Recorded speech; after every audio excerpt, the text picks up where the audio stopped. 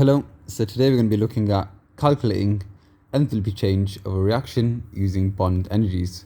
So enthalpy change is the change in heat energy, whether it is lost or gained in a reaction. So for this example, I'm using CH4 plus 2O2 gives me CO2 plus 2H2O. As you can see, this equation has been balanced. So the first step when looking at calculating enthalpy change using bond energies is to make sure that we have a balanced equation. If you want to look into detail about balancing equations, please refer to my previous video on balancing equations. If we have a quick look at it, of how to tell it's balanced is to just count up the amount of atoms on each side. So for example, in CH4 plus 2O2, my left hand side of my equation, I've got one carbon there in CH4, 4 hydrogens in my CH4, and 2O2. Remember the coefficient, you times it by our element molecule here, which is O2. So 2 times 2 gives me 4. On the right hand side, I've got one carbon from my CO2. I've got 2 oxygens in my CO2, but I've also got 2 oxygens in my 2H2O molecules. So therefore, I've got 2 times oxygen, which is 2, plus the 2 oxygens from CO2 gives me 4. And then I've got 4 hydrogens in my 2 water molecules. So 2 times 2 gives me 4. So on the left hand side, I've got 1 carbon, 4 hydrogens and 4 oxygens. On my right hand side, I've got 1 carbon, 4 hydrogens and 4 oxygens. As I said before, if you want to look at balancing equations in more detail, please refer to my previous video. When it comes to calculating enthalpy change using bond energies, in your exam, they will give you a table of values.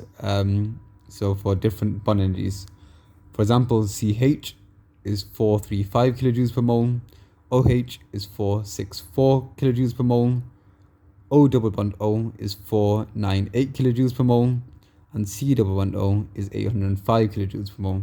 Remember, bond energies means the amount of energy needed to break 1 mole of a bond. So to break 1 mole of a CH bond, you would need 435 kilojoules of energy. So our second step now, so our first step was balancing the equation. The second step would be to ensure that we draw our bonds out fully. So what I've done here for my CH4, I've drawn all my individual CH bonds. For my oxygen molecules, I've drawn my individual O double bond O bonds. For my CO2 molecule, I've drawn my individual C double bond O bonds. And for my H2O molecule, I've drawn my single OH bonds. So as you can see, for our CH, there's 1, 2, 3, 4 bonds. Oxygen 2O2, so there's 2 double bonds here. Carbon dioxide, 1 CO bond, 2 CO bonds, or C double bond O, 2 C double bond O's. And for my H2Os, I've got 1, 2, 3, 4 OH bonds. So each line that I've drawn represents a bond. For my calculations, I will divide my calculations into 3 steps. So what I'm going to do here, I'm going to skip to this side. So CH bonds, I've got obviously 1, 2, 3, and 4. So 4 times 4, 3, 5. So all I'm doing is looking at my data on the table. So CH is 4, 3, 5. So as I know I've got 4 CH bonds, I'm going to do 4 times 435, which equals 1740 kilojoules per mole. So in my first step of the calculations, all I'm doing is working out the sum of bond energies of my reactants. So I'm going to call it energy in because we need to take energy in to break the bonds of the reactants. So remember that bond breaking is an endothermic process, so it requires energy to be absorbed or taken in to break those bonds. So I'm breaking my reactant bonds in order to form my new bonds. So I've got my 4 times 4, 3, 5 for my 4 CH bonds. Then if you look here, I've got 1 oxygen and 2 oxygen double bonds. So my oxygen double bond from my table suggests that O double bond O is 498 kilojoules per mole. So because I've got 2 of these bonds, I can say 2 times 498 gives me 996 kilojoules per mole, which gives me a value of 2,736 kilojoules per mole. So this is my total energy in. So all I've done is I've got my 4 CH bonds, my 2 O double bond O bonds, and I've calculated the total of my reactants. So in my table, I've been given my CH bond values and my O double bond O values, and all I've done is multiplied by how many bonds they are. So 4 times CH, which is 4 times 435, and 2 times O double bond O, which is 2 times 498.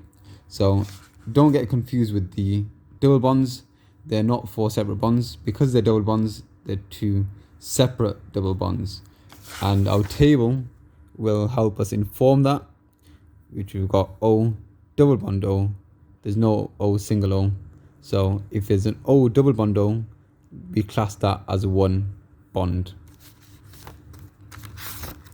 So I'm going to look at obviously our next step, which is step 2. So step 2 is looking at sum of bond energies of the products. So this is energy out. So remember, bond making is an exothermic process, so we're releasing energy. So I'm going to call this energy out. So our sum of our products, this time we're looking at our C double bond O bonds. So we've got 1 here. So each line or set of lines is a bond. So this double bond is 1, the other double bond is 2. So this 2 CO bonds. So I'm going to look back at my table. It says C double bond O is 805 kilojoules per mole. And because there's 2 of them here, 1, 2, I'm going to do 2 times 805 gives me 1,610 kilojoules per mole. If I look at my OH bonds, in my H2O molecules, my water molecules, got 1, 2, 3, and 4 OH bonds. I look back at my table, OH is 464. So because I've got 1, 2, 3, 4 bonds in my H2O, I'm going to do 4 times 464 gives me 1856 kilojoules per mole, which equals 3466 kilojoules per mole for my products. So all I'm doing is my CO2, my 2 CO bonds, plus my 4 OH bonds from my H2O molecules gives me a total of 3466 for my products.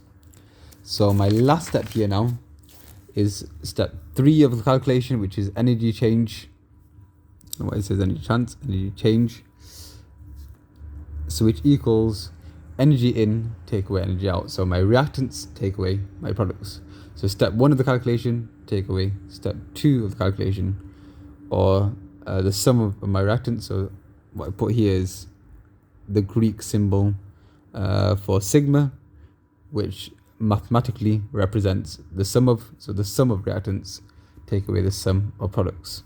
So our sum of reactants from step 1 was 2736.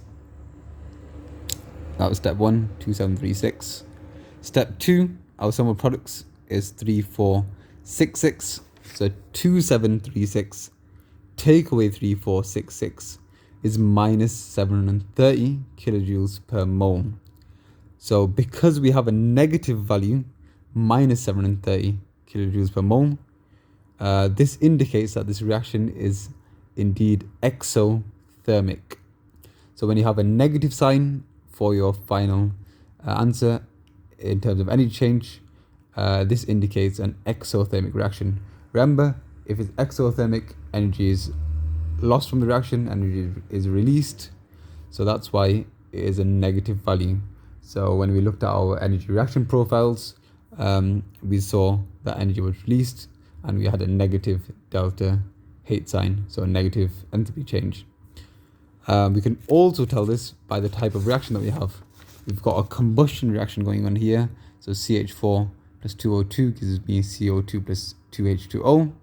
This is a type of combustion reaction, and as we discussed in our exothermic and endothermic reactions lesson, a combustion reaction is a type of exothermic reaction. So very, very important that we draw our bonds. I can't stress this enough for this type of question. When we have our equation, the first thing I would do is draw out the bonds. So CH4, I would have to draw out 4 individual CH bonds. 2O2, because my table shows me that O2 is O double bond O, I'll draw 2 oxygen double bonds. CO, the same thing in my table, is a C double bond O, so I'm going to draw 2 C double bond O bonds. And then my H2O molecules, we've got 2 H2O molecules in my equation. That's why it's really important to balance my equations. I've got OH and OH, OH and OH. So 4 OH bonds in my 2 H2O molecules. So really important to balance our equations.